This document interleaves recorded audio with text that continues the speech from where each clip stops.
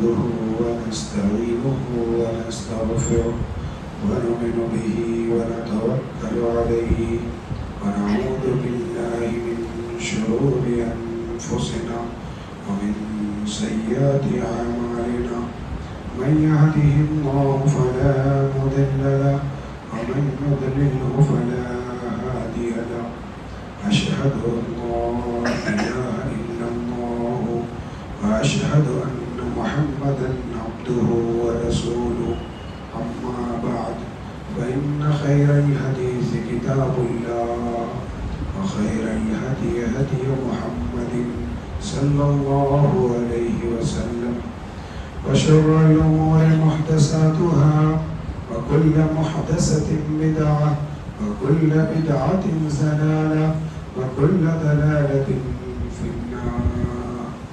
قال الله تعالى في القرآن المجيد والفرقان الحميد: أعوذ بالله من الشيطان الرجيم بسم الله الرحمن الرحيم قل هو الله أحد الله الصمد لم يلد ولم يولد ولم يكن له كفوا أحد.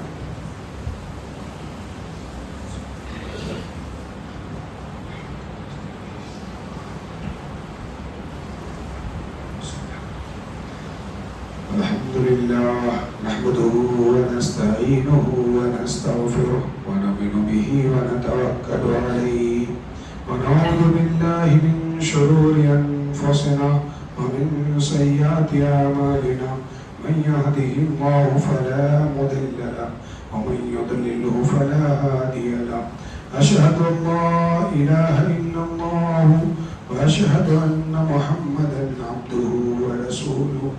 أما بعد فإن خير الحديث كتاب الله وخير الهدي هدي محمد صلى الله عليه وسلم وشر الأمور محدثاتها وكل محدثة بدعة وكل بدعة ضلالة وكل ضلالة في النار. قال الله تعالى في القرآن المجيد: بسم الله الرحمن الرحيم يا أيها الذين آمنوا ادخلوا في السلم كافة ولا تتبعوا خطوات الشيطان. وقال في موضع آخر: إياك نعبد وإياك نستعين. تمام قسم کی تعریفات و توصیفات اس وحدہ لا شریک خالق کائنات مالک ارض و سما کے لیے لائق و زیبا ہے، جس نے ہمیں اشرف المخلوقات بنا کر اس روئے زمین پر بھیجا، اور لاکھوں کروڑوں درود و سلام ہو اس ہستی اقدس و مقدس پر جس کا نام نامی اسم گرامی جناب محمد رسول اللہ صلی اللہ علیہ وسلم ہے۔ یہ وہ ذات مقدسہ و مطہرہ و مبارکہ ہے جس نے ہمیں اللہ رب العالمین کی عبادت کرنے کا، اللہ رب العالمین کی ریاضت کرنے کا وہ ہنر سکھایا ہے کہ خدا کی قسم اس روئے زمین پر ہمارے علاوہ کوئی دوسری مخلوق نہیں ہے جو اللہ کی عبادت ویسے ہی کرتی ہو جیسے ہم کرتے ہیں۔ میرے محترم بزرگوں، نوجوان ساتھیوں، عزیز بچوں اور میری پردہ نشین ماں اور بہنوں، آج میں جمعہ کے اس خطبہ جمعہ میں جو بتلانے کی کوشش کروں گا وہ یہ کہ کون سے ایسے اعمال ہیں جس سے آپ کی نیکیاں ختم ہو سکتی ہیں۔ آپ نے الحمدللہ بہت ساری نیکیاں کی ہیں، ان نیکیوں کا صلہ بھی آپ چاہتے ہیں اللہ رب العالمین سے، لیکن کچھ اعمال ایسے ہیں جو آپ کی نیکیوں کو برباد کر سکتے ہیں۔ میں 4 چیزوں کا ذکر کروں گا انشاءاللہ اپنے وقت مقررہ میں۔ پہلی چیز اللہ کے ساتھ شرک کرنا، دوسری چیز صحابہ کرام کو برا بھلا کہنا، تیسری چیز مخلوق کا حق دبا دینا، مخلوق کا حق مار لینا، اور چوتھی چیز نماز کو چھوڑنا۔ میں کوشش کروں گا انشاءاللہ کہ اپنے وقت مقررہ میں ان 4 چیزوں کو بیان کر سکوں۔ سب سے پہلے تو یہ بات جان لیجئے کہ یہ جو مہینہ چل رہا ہے یہ محرم الحرام کا مہینہ ہے. یہ وہ مہینہ ہے جس کے بارے میں اللہ رب العالمین نے کہا کہ یہ مہینہ میرا مہینہ ہے. کسی بھی مہینے کے لیے اللہ رب العالمین نے یہ نہیں کہا کہ وہ اللہ کا مہینہ ہے، وہ اللہ کا مہینہ ہے. اس مہینے کی نسبت اللہ رب العالمین نے اپنی طرف کی ہے. اس مہینے کی ایک حرمت ہے، تقدس ہے. اس مہینے کی عزت کو باقی رکھنا چاہیے. لیکن اللہ کی قسم کھا کر کہتا ہوں، اس مہینے میں صحابہ کرام پر لعن و طعن سن کر دل قبیدہ خاطر ہو گیا، بدن بوجھل ہو گیا ہے، کچھ کرنے کو دل نہیں چاہتا. خدا کی قسم دل ایسے کہتا ہے کہ کسی دن مسلمانوں کو خطاب کرتے ہوئے وہ مسلمان جو صحابہ کرام پر انگلیاں اٹھاتے ہیں، ان پر دشنام ترازی کرتے ہیں، جو ان سے تبرہ کرتے ہیں، انہیں گالیاں دیتے ہیں، خدا کی قسم ان کی کتابوں کا حوالہ دیتے ہوئے انہیں پوری دنیا کے سامنے شرمندہ کر دو. لیکن پھر خیال آتا ہے کہ لوگوں کے بیچ میں اختلافات پیدا ہو جائیں گے. ان کے اختلافات کے ڈر سے میں ان کی کتابوں کو کھولنا نہیں چاہتا ہوں. چند باتیں بیان کروں گا کیونکہ دل جو ہے نا مردہ ہوتا جا رہا ہے. ہماری قوم، ہمارے جوان بھی ان لوگوں کی صفوں میں شامل ہوتے جا رہے ہیں جو صحابہ کرام پر انگلیاں اٹھا رہے ہیں. خدا کی قسم کھا کر کہتا ہوں، اگر اس روئے زمین پر یہ نفوس قدسیہ نہ ہوتے تو مذہب اسلام زندہ و باقی نہ ہوتا. لوگوں نے صحابہ کرام پر انگلیاں اٹھا دی. میں بتاؤں گا آگے چل کر. سب سے پہلے تو میں یہ بیان کروں کہ ہم نے بہت ساری نیکیاں کی ہیں. ہماری نیکیوں کا جھولا بھرا ہوا ہے الحمدللہ. ہم نے اتنی نیکیاں کی ہیں. ہم نے روزے رکھے ہیں، رمضان کے روزے رکھے، ہم نے ذی الحج کے روزے رکھے، ہم نے محرم الحرام کے روزے رکھے. ہم نے بہت ساری نیکیاں کی. ہم نے صدقات دیے، ہم نے زکاتیں ادا کی ہے. ہم روزہ رکھنے والے ہیں، ہم نماز پڑھنے والے ہیں، ہم تہجد ادا کرنے والے ہیں. الحمدللہ ہمارا جھولا نیکیوں سے بھرا ہوا ہے. لیکن مسلمانوں، تم سے خطاب کرتے ہوئے یہ بات کہہ رہا ہوں کہ ذرا دھیان دو، کہیں تمہارا جھولا اور یہ تمہارا بولا جو ہے کہیں اتنا وزن تو نہیں ہو گیا کہ نیچے سے سلائی کھلنے لگی ہو. نیچے سے سلائی کھل جائے تمہیں اندازہ بھی نہ ہو کہ تمہاری نیکیاں دھیرے دھیرے کر کے ضائع ہونا شروع ہو گئی ہیں. آج اس مہینے میں لوگ اللہ کے علاوہ نہ جانے کن لوگوں کو پکارتے ہیں. کوئی پکارتا ہوا نظر آتا ہے یا حسین، کوئی یا حسن، کوئی یہ کہتا ہوا نظر آتا ہے یا علی مدد. ایک بات جان لو مسلمانوں، خدا کی قسم اس روئے زمین پر اللہ کے علاوہ کسی اور سے مدد طلب کرنا یہ شرک ہے، اور ایسا شرک ہے جو تمہیں جہنم میں لے جا کر کھڑا کر سکتا ہے. آج کا معاملہ یہ ہے کہ ہمارے مرد، ہماری خواتین یہ در بدر کی ٹھوکریں کھاتی ہیں. اللہ جانے کتنے بارگاہوں اور کتنی چوکھٹوں پر جا کر اپنا سر جھکا آتی ہیں اپنے شوہر کو بچانے کے لیے. نعوذ باللہ وہ بھی جھوٹی بات ہے. اپنے شوہر ایک شک کی بنا پر کہ میری ساس نے میرے شوہر پہ کچھ کر دیا ہے اس لیے میرا شوہر میری نہیں سنتا، اپنی ماں کی سنتا ہے، اور ماں اس زبان میں کہ میرا بیٹا اپنی بیوی کی سنتا ہے، میری نہیں سنتا ہے. اللہ جانے کتنی چوکھٹوں پر جا کر اپنا سر جھکا آتی ہے اور اللہ جانے کیا کیا بنوا کر لے آتی ہے. کبھی وہ ناپاک چیز پانیوں میں گھول کر اور کبھی کھانے میں ڈال کر، کبھی کسی اور چیز میں ڈال کر اپنے شوہروں کو دے دیتی ہے، اور ماں اپنے بیٹے کو دے دیتی ہے. یہ نہیں جانتے کہ ان ناپاک چیزوں سے میرا بچہ زندہ رہے گا یا مر جائے گا، اس کا ایمان باقی رہے گا یا ضائع ہو جائے گا، میرے بچے کی صحت و تندرستی باقی رہے گی یا ختم ہو جائے گی. اس بات کی ہمیں فکر نہیں ہوتی ہے.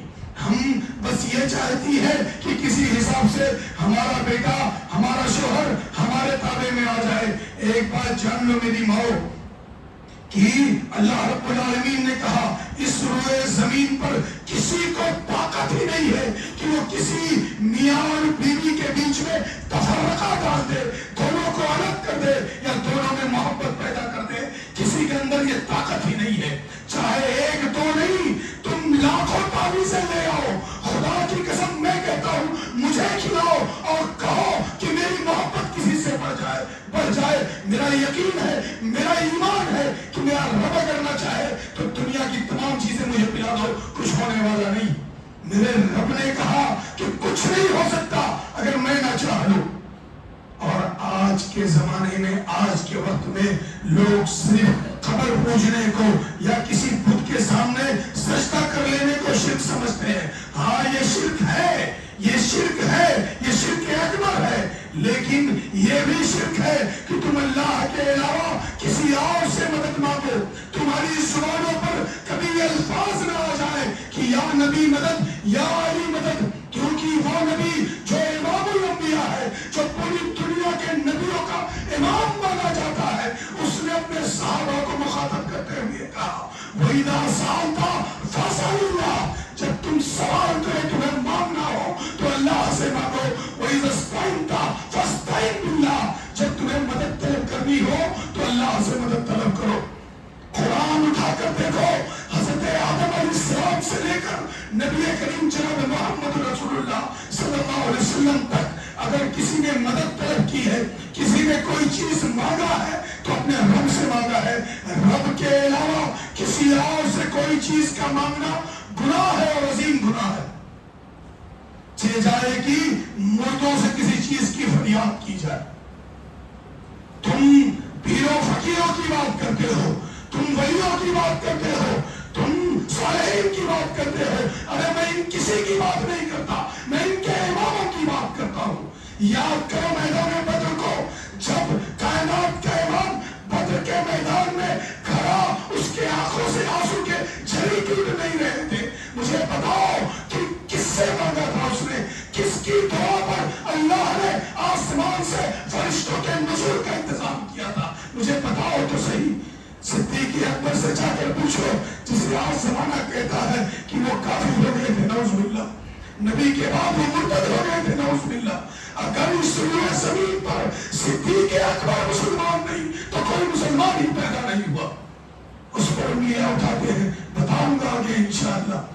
انہوں نے کہا میں نے اپنے نبی کو کبھی ایسے زاروں کے تار روتے ہوئے نہیں دیکھا. سجدے میں سر رکھ کر کہا اے پروردگار عالم، پوری جماعت کو لے کر آیا ہوں، میرے جتنے ساتھی تھے لڑاکو سب کو تیرے سامنے لے کر حاضر ہوں. اللہ میری جماعت چھوٹی سے، ہم کمزور ہیں اللہ، لیکن یہ جانتے ہیں کہ تو طاقتور ہے اللہ. پوری دنیا یہ بات کہہ رہی ہے کہ مسلمان آج جنگ جیت نہیں پائیں گے. اللہ اگر آج مسلمانوں کی یہ چھوٹی سی جماعت ان تالک حاضر اصابہ لم توبت بادا، اے پروردگار عالم بڑے کمزور ہیں ہم اللہ، وہ ہزار کا لشکر جنرال کھڑا ہے اللہ، اللہ اس میں جنگجو لوگ ہیں، میری فوج میں تو بوڑھے اور بچے ہیں اللہ. اللہ میں نہیں جی سکتا لیکن تو جتا سکتا ہے. اللہ مدد کا انتظام کر دے اللہ. اللہ آج اپنے نبی کی دعا کو سن کر تو مدد کر دے اللہ.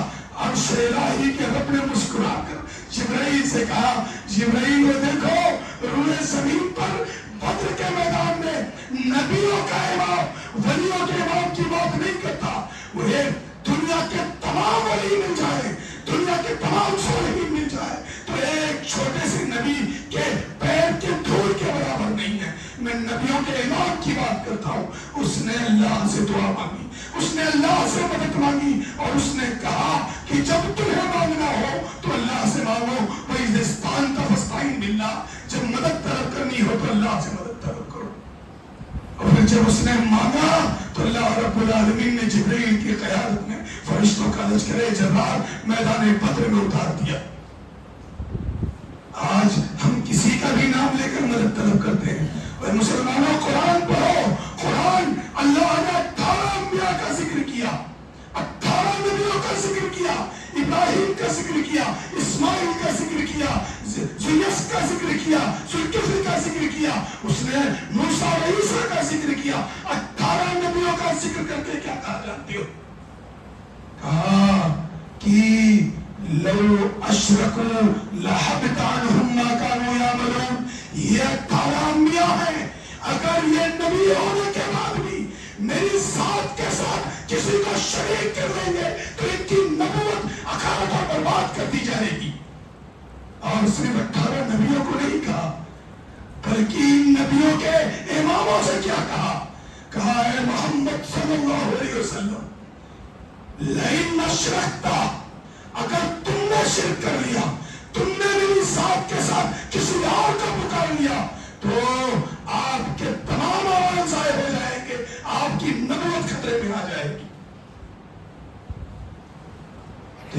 اور جان لو کہ شرک اتنا عظیم گناہ ہے کہ اگر ایک بار آپ نے کر دیا تو اللہ رب العالمین اسے معاف نہیں کرے گا. میرے رب نے کیا کہا؟ اپنے نبی سے حدیث قدسی میں کہا یا ابن آدم لو بلغت ذنوبک عنان السماء، اے آدم کی اولاد اگر تمہارے گناہ زمین سے لے کر آسمان تک ہو جائیں، تم چوریاں کرو، تم دغا دو، تم زنا کرو، تم حرام خوری کرو، تمہیں جو دل آئے وہ کر لو، لو بلغت ذنوبک عنان السماء ثم اتیتنی لا تشرک به شیئا لاتیتک بقرابها مغفرۃ. اے آدم کی اولاد اگر تم پوری دنیا میں جتنے گناہ ہیں سب کر لو، صرف میری ذات کے ساتھ شرک نہیں کرنا، میں تمہارے پاس آؤں گا حشر کے میدان میں تمہارے تمام گناہوں کو بخش دوں گا. لیکن شرک اللہ رب العالمین کبھی نہیں بخشے گا مسلمان. لوگ کہتے ہیں اتنا نماز پڑھ رہے ہیں، روزہ رکھ رہے ہیں، تم تھوڑا سا اگر شرک کر لیے تو کیا ہو گیا؟ تھوڑا سا شرک تمام اعمال کو اڑائے گا اور برباد کر دے گا. مجھے بتاؤ ایک من دودھ ہو، ایک من دودھ خالص ہے نا، پیور دودھ، اس میں 10 قطرے پیشاب کے ملا دو، بتاؤ وہ دودھ خالص ہے کہ نہیں؟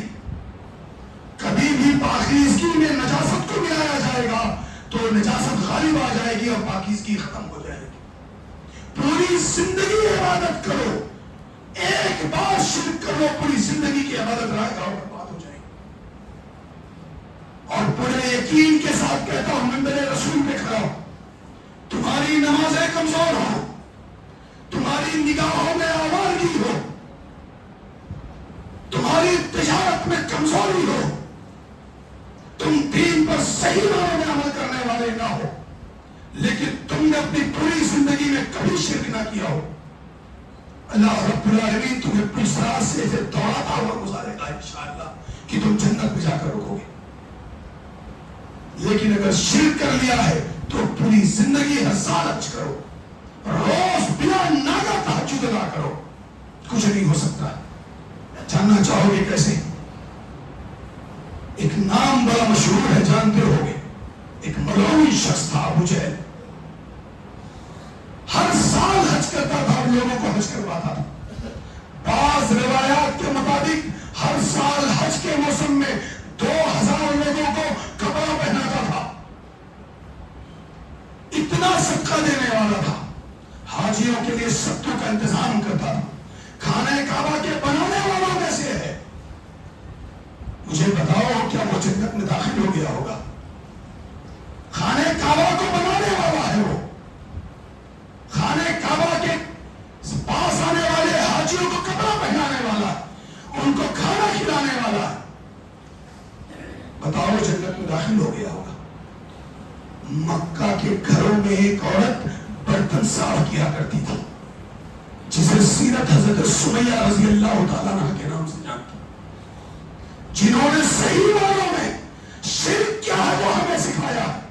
شرک یہ نہیں ہے کہ یہ کہہ دیا جائے کہ یہ چیز اللہ نہیں کر سکتا، یہ کر سکتے، یہ نہیں کہا. شرک کا معنی یہ ہے کہ اللہ بھی اور کوئی اور بھی کا لفظ اللہ بھی اور کوئی اور بھی کر سکتا ہے، یہی شرک ہے. ایاک نعبد و ایاک نستعین، اللہ ہی، اللہ کے سوا کوئی نہیں. ابو جہل نے جب بیٹے کے سامنے اور شوہر کے سامنے مادر ذات نندا کیا تھا حضرت سمیہ کو، تو کیا کہا تھا جانتے ہو؟ اے سمیہ صرف یہ کہہ دے، یہ نہیں کہا تھا کہ تو اللہ کا انکار کر دے، کہا تھا صرف یہ کہہ دے کہ اللہ کے سوا لات و عزا کو بھی چند چیزوں کا تصرف حاصل ہے دنیا میں، یہ بھی کچھ کر سکتے ہیں، یہ جو قبر میں لیٹے ہوئے ہیں یہ بھی کچھ دے سکتے ہیں. یہ کہہ دے کہ مزاروں پر جا کر ان سے دعائیں مانگنا یہ صحیح ہے اور یہ بھی عطا کر سکتے ہیں، یہ کہہ دے. لات و عزا تو مر گئے تھے نا، اس نے یہی کہا تھا کہہ دے کہ انہیں بھی تصرف حاصل ہے. کہا ہے ابو جہل اگر یہ کہہ دیا تو پھر مسلمان ہونے کا کیا مطلب؟ تو اللہ کی ذات کے ساتھ کسی کو شریک کرنا، یہ کہہ دینا کہ یہ بھی دے سکتے ہیں اور وہ بھی دے سکتے ہیں، یہی شرک ہے۔ ابو جہل سے کہا ابو جہل یہ نہیں ہو سکتا، کہا اے سمیہ ایسی سزا دوں گا کہ روح کانپ جائے گی لوگوں کی، انہیں جو بن پڑتا ہے وہ کر لے۔ پہلی شہیدہ ہے مذہب اسلام کی جنہوں نے اللہ کے دین کے لیے اپنی جان کا نذرانہ پیش کیا۔ آج لوگ کہتے ہیں کہ فلاں شخص ہمیں بچا لے گا، فلاں کے مرید ہو جاؤ، وہ حشر کے میدان میں ہماری مدد کر دے گا۔ اے لوگو، تم تو مسلمان ہو نا، تمہارا تو مذہب اسلام میں تم نے کیسے مان لیا؟ تمہارا نبی امام الانبیاء تاجدار مدینہ، وہ نبی کہ جس کے سامنے کسی کی کچھ نہیں چل سکتی ہے، وہ نبی جو حشر کے میدان میں شافع محشر بن کر آئے گا، اس نے کیا کہا تمہیں نہیں پتا؟ اس نے اپنی بیٹی سے کہا اے میری پیاری بیٹی فاطمہ رضی اللہ تعالیٰ عنہ کہ اگر تجھے کوئی چیز اس زمین پر چاہیے تو مجھ سے مانگ لے، میں حشر کے میدان میں تیرے کچھ کام نہیں آؤں گا۔ آج لوگ کہتے ہیں کہ فلاں بچا لیں گے، فلاں بچا لیں گے۔ خدا کی قسم عالم تو یہ ہوگا کہ پوری روح زمین ننگی کھڑی ہوگی، آدم سے لے کر قیامت کی صبح تک پیدا ہونے والا ہر انسان ننگا کھڑا ہوگا، مادر ذات ننگے ہوں گے، کسی میں اتنی ہمت نہیں ہوگی کہ اپنی مرضی سے کپڑا پہن لے۔ صحابہ کرام نے پوچھا اللہ کے رسول آپ بھی؟ کہا ہاں میں بھی، لیکن سب سے پہلے جسے کپڑا پہنایا جائے گا وہ میں ہوں گا۔ میں کپڑا پہن رہا ہوں گا، میری نظر پڑے گی، میں دیکھوں گا کہ میرے دادا حضرت ابراہیم علیہ السلام کو بھی کپڑا پہنایا جا رہا۔ تم ان پیروں اور فقیروں کی بات کرتے ہو، مجھے انکار نہیں اس بات سے کہ اولیاء اللہ یہ نیک ہے، پرہیزگار ہے، خدا کی قسم ان کی عزت، ان کا مرتبہ، ان کا وقار میرے سر کے اوپر، لیکن کوئی یہ کہہ دے کہ میرے رب کے دین کو بدل کر کوئی نیا دین دے دیا جائے، جب تک اس روئے زمین پر اہل حدیثوں کے بچے زندہ ہیں، اللہ کے دین کے اندر کوئی کسی چیز کو نہ بڑھا سکتا ہے نہ گھٹا سکتا ہے۔ اس لیے اللہ کے دین کو سمجھنے کی کوشش کرو اور شرک سے اپنے آپ کو بچانے کی کوشش کرو، ان چیزوں پر عمل کرو جس کو اللہ رب العالمین نے قرآن میں کرنے کا حکم دیا، جس کو میرے نبی جناب محمد رسول اللہ صلی اللہ علیہ وسلم نے عمل کرنے کا حکم دیا اور کر کے بتایا، ان چیزوں پر عمل کرو، دنیا کی دوسری چیزوں پر عمل نہ کرو۔ آگے چلو، وقت بڑی تیزی سے بڑھتا جا رہا۔ دوسری بات صحابہ کرام کی بات کا مسئلہ ایسا، میں تو یہ کہوں گا کہ کبھی موقع ہو تو صحابہ کے تذکرات پر ایک الگ سے پروگرام رکھو، جس میں اپنے گھر کی بیویوں کو، اپنے بچوں کو لے کر آؤ۔ خدا کی قسم اگر تم نے یہ ذمہ داری نہیں اٹھائی، تم نے اپنے بچوں کو، اپنی بیویوں کو، اپنی بیٹیوں کو اگر صحابہ کرام کی سیرت سے روشناس نہیں کرایا، جو جتنی تیزی سے لوگ صحابہ پر الزام تراشیاں کر رہے ہیں، مجھے ڈر ہے اس بات کا، اللہ کرے کہ ایسا نہ ہو، چند دنوں کے بعد یا چند سالوں کے بعد لوگ ان صحابہ کے استاذ پر انگلیاں اٹھانے لگیں گے، یعنی کائنات کے امام پر انگلی اٹھنے لگیں گی۔ تو مسلمانوں اس کے لیے ایک پروگرام مرتب کرو جس میں صحابہ کے فضائل بیان کیے جائیں، صحابہ کی قربانیاں بیان کی جائیں، صحابہ کی وہ تکلیفیں بیان کی جائیں جن کی وجہ سے انہوں نے مذہب اسلام کو ہم تک ایسے پہنچایا۔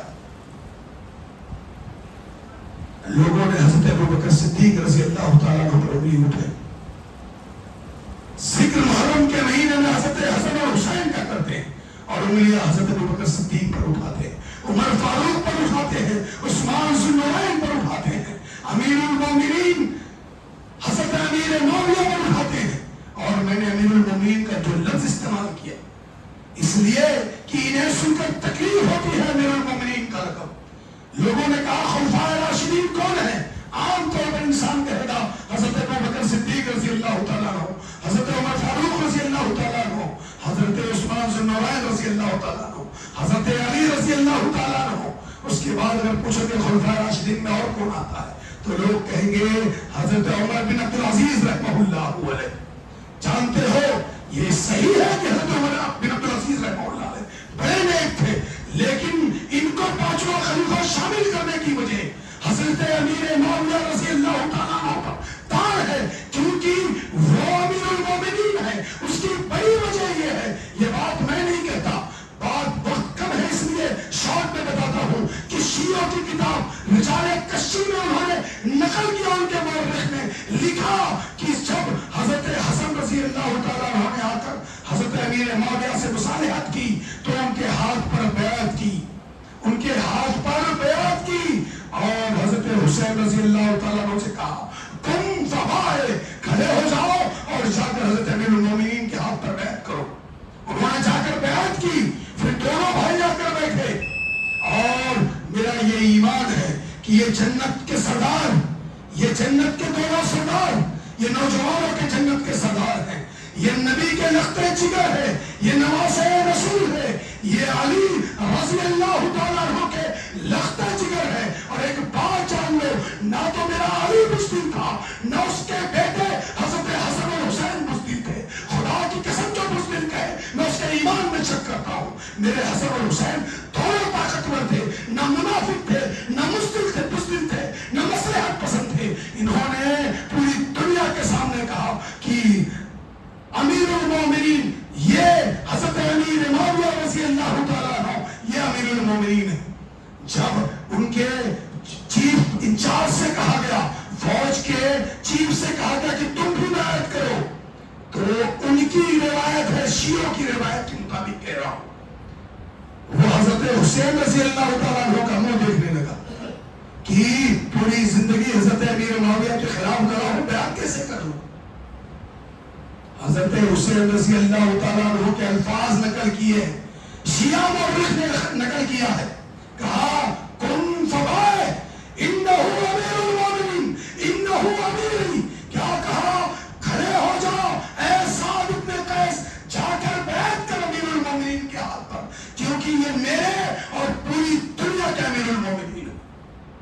تو جس کو میرے سرداروں نے امیر المومنین مانا ہو، میں اس کو اپنا امیر المومنین ماننے میں ہچکچاتا نہیں۔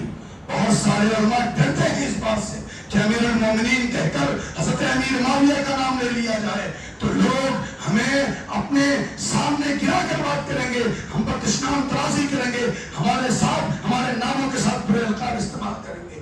جو بنوائے وہ کر لو، میرے سردار نے بیعت کی ہے، میرے حسن اور حسین رضی اللہ تعالیٰ عنہما نے بیعت کی ہے، اس لیے میں ان کو اپنا امیر المومنین مانتا ہوں۔ اور بہت ساری باتیں ہیں، وقت ختم ہو گیا، ورنہ بتاتا، ایک چھوٹی سی بات بتا کر اپنی بات ختم کروں، شاید اس سے کچھ فائدہ ہو جائے لوگوں کا۔ تیسری بات یہ ہے کہ لوگ مخلوق کا جو حق دبا لیتے ہیں، یہ ایک عظیم گناہ ہے، اس سے انسان کی نیکیاں ختم ہو جاتی ہیں۔ اللہ کے نبی جناب محمد رسول اللہ صلی اللہ علیہ وسلم نے اپنے صحابہ کرام سے کہا اتدرون ما المفلس، جانتے ہو مفلس کون ہے؟ کلاش، فقیر، جس کا پیسہ ویسا نہ کون ہے؟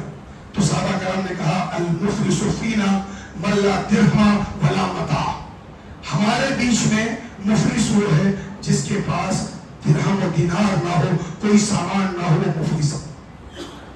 اللہ کے نبی صلی اللہ علیہ وسلم نے کیا کہا؟ غور کرو مسلمانوں، ایسی حدیث ہے کہ خدا کی قسم جب سنو تو پیروں میں زلزلہ پیدا ہو جاتا ہے، اللہ کہ کوئی گناہ نہ کر بیٹھو۔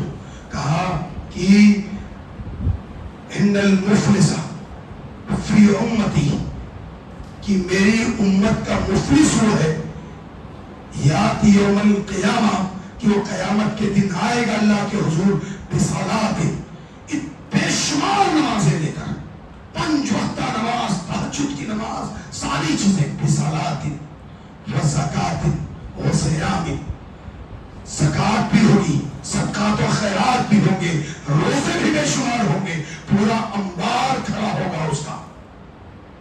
ایک دوسری روایت میں آتا ہے کہ اس کی مثال بیان کی کا مثل جبل بیزن، بہت بڑے پہاڑ کے مانند اس کے پاس نیکیاں ہوگی۔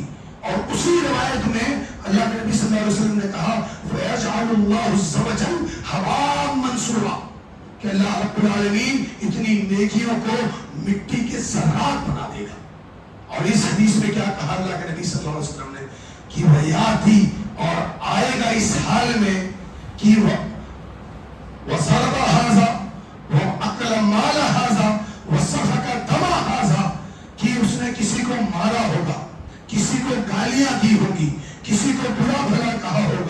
کسی کا مال کھایا ہوگا. میرا محل استشہاد جو ہے وہ یہ ہے کہ اکل مال ھذا، اس نے کسی کا مال کھایا ہوگا. جیسے تم نے تجارت کی، تجارت میں کسی کا پیسہ تمہارے پاس باقی رہ گیا، تم نے جان بوجھ کے اس کو دبا دیا، اس کو نہیں دیا. تم نے بےمانی کر لی، تم نے چوری کر لی، کسی کا حق مار لیا. یہ ایک عظیم گناہ ہے مسلمانوں، ایک عظیم گناہ کہ تم نے اپنے سگے بھائی کا مال کھا لیا، تم نے اپنی سگی بہن کا مال کھا لیا. باپ کی موت کے بعد ایک بھائی کم دماغ تھا یا وہ پاگل تھا یا مجنون تھا، تم نے اس کی کفالت بھی نہیں کی، اس کا مال بھی دبا لیا. یا تم طاقتور تھے، وہ کم طاقتور تھا، تم نے اس کا مال دبا لیا. یا آج کے زمانے کے مطابق بھائیوں نے باپ کے مال کو بانٹا اور بہن کو حق کے وراثت سے دور کر دیا، محروم کر دیا. ایسا شخص کبھی جنت میں داخل نہیں ہوگا. جس نے اپنے باپ کے مال کو، اپنی بہنوں کے حق کے وراثت کو ادا نہیں کیا ہے، ایسا شخص کبھی جنت میں داخل نہیں ہوگا. وَأَكَلَ مَالَ هَذَا کی تفسیر یہ ہے. اس لیے آپ وہ مال انہیں ادا کر دو. اس حدیث کو میں نے صرف اس لیے یہاں ذکر کیا ہے کہ میں یو پی سدھارتھ نگر کا ہوں، یہاں زیادہ تر لوگ وہی ہیں اور زیادہ تر لوگ ہمارے یہاں بہنوں کا حق ادا نہیں کرتے ہیں. چند ایک ہیں الحمدللہ، چند ایک ہیں جو اپنی بہنوں کا حق ادا کرتے ہیں. زیادہ تعداد ایسے لوگوں کی ہے جو اپنی بہنوں کا حق ادا نہیں کرتے، کہتے ہیں وہ معاف کرائیے، کہیں گے نہیں معاف نہیں کرتے. کبھی اپنے بھائی کا حق روکو اور کہتے ہو معاف کرا لیا، جنگ ہو جائے گی. بہنوں سے معاف کرانا سیکھا ہے تم نے. خدا کی قسم ایک عظیم گناہ ہے. اور میری ماں، تم یہاں موجود ہو اس لیے تم سے کہتا ہوں، اس حدیث کے مطابق کہ وَقَذَفَ هَذَا، اس میں ایک لفظ ہے وَقَذَفَ هَذَا، کہ کسی پر بہتان لگایا. ساس نے اپنی بہو پر کئی الزام لگائے، لوگوں کے سامنے چغلیاں کی، میری بہو ایسی، میری بہو ایسی، میری بہو اتنی بری اتنی بری. بہو اپنے ساس کی برائی کرتی ہے، بھابھی اپنے نند کی، نند اپنے بھابھی کی برائی کرتی ہے. خدا کی قسم اگر تم نے اپنے جیتے جی دنیا میں ہی اپنے ان گناہوں کو جو تم نے بندوں کے حق کے ساتھ کیا ہے اگر معافی نہیں مانگ لی، خدا کی قسم قیامت کے دن اللہ رب العالمین اس کو معاف نہیں کرے گا. کیا کہا جانتے ہو کہ جو تمہاری نیکیاں ہیں وہ ان میں بانٹ دی جائیں گی جن کا تم نے گناہ کیا، اور جب تمہاری نیکیاں ختم ہو جائیں گی اور گناہ باقی رہیں گے تو جن کے تم گناہ گار ہو ان کی برائیوں کو لے کر، ان کے گناہ کو لے کر تمہاری گردن میں ڈال دیا جائے گا. ثم تحشر فی النار، پھر اٹھا کر جہنم میں پھینک دیا جائے گا. اس لیے اپنے بھائیوں سے اپنی غلطیوں کی معافی مانگ لو. جس کا قرض ہو اس کو ادا کر دو. ابھی زندگی ہے، پیسہ ہے، قیامت کے دن کچھ نہیں ہوگا. قیامت کے دن کا ایک منظر اللہ رب العالمین نے کھینچا، وَيَفِرُّ الْمَرْءُ مِنْ أَخِيهِ وَأُمِّهِ وَأَبِيهِ وَصَاحِبَتِهِ وَبَنِيهِ لِكُلِّ امْرِئٍ مِّنْهُمْ يَوْمَئِذٍ شَأْنٌ يُغْنِيهِ. اس دن کوئی کسی کا نہیں ہوگا، ایک نیکی کوئی دینے والا نہیں ہوگا. سگی ماں جس نے پیدا کیا ہے وہ منہ موڑ کر بھاگے گی، کہیں بیٹا ایک نیکی نہ مانگے. بہت سخت عالم ہوگا اس دن کا. اس لیے اللہ کے لیے اپنی گناہوں کی توبہ کر لو. جن کا حق دبائے بیٹھے ہو ان کو اللہ کے لیے ادا کر دو. اللہ تمہاری کمائی میں اتنی برکت دے گا کہ تمہیں پتہ نہیں چلے گا کہ تم کب کروڑ پتی اور ارب پتی بن گئے. اس لیے اپنے بھائیوں اور بہنوں کا، اپنے دوستوں کا، اپنے پڑوسیوں کا، اپنے رشتہ داروں کا حق ادا کر دو. اگر کسی کا مال آپ نے دبا رکھا ہے تو ہر انسان جانتا ہے کہ میں نے کس کا حق دبایا ہے، کس کا مال دبایا ہے. کسی کو گالی دی ہے اس کو بلا کر معافی مانگ لو، کسی کو مارا ہے اس کو بلا کر معافی مانگ لو، اگر کسی پر الزام لگایا ہے اس کو بلا کر اس سے معافی مانگ لو. انشاءاللہ اللہ رب العالمین بخش دے گا. آخر میں اللہ رب العالمین سے دعا ہے کہ اے پروردگار عالم، ہم گناہ گار اور خطا کار لوگ ہیں، اے اللہ تو ہمارے گناہوں کو بخش دے. اللہ اے رب العالمین، اے پروردگار عالم، اے اللہ ہمیں اتنی طاقت، اتنی ہمت دے دے اللہ کہ ہم اپنے رشتہ داروں کے ساتھ کو بلا کر ان سے اپنے گناہوں کی معافی مانگ لے. اللہ اے رب العالمین، شیطان روکتا ہے، انا روکے گی اللہ، لیکن رب تو رب ہے نا اللہ. ہمارا دل تیرے دونوں انگلیوں کے بیچ میں ہے. یا رحمان یا مقلب القلوب صرف قلبی علی طاعتک. اے اللہ وہ طاقت دے دے اللہ کہ شیطان بہکا نہ پائے، ہم اپنے رشتہ داروں سے معافی مانگ لیں اللہ۔ اے رب العالمین ہم جس کا حق دبائے بیٹھے ہیں اے اللہ اس کا حق ادا کر دے اللہ۔ اے رب العالمین اے پروردگار عالم تو رب ہے، اللہ اللہ ربی ولا اشرک بہ شیئا، اے اللہ تو ہمیں شرک کرنے سے بچا لینا اللہ۔ اللہ ہم شرک اصغر کریں یا شرک اکبر ہم سے نہ ہو، اے اللہ تو ہم اس سے بچائے رکھنا کہ ہم کوئی شرک کر دیں اللہ۔ اے رب العالمین اے پروردگار عالم میرے ان بوڑھوں کو اللہ، میرے جوانوں کو، میری ماں اور بہنوں کو اللہ صحابہ کی عظمت سمجھا دے اللہ۔ اے اللہ ان کی عزت ان کے دلوں میں پیوست کر دے اللہ۔ اے رب العالمین میرے بچوں کو میرے صحابہ کی سیرت سمجھا دے اللہ۔ آمین۔ وآخر دعوانا الحمدللہ رب العالمین۔ عباد اللہ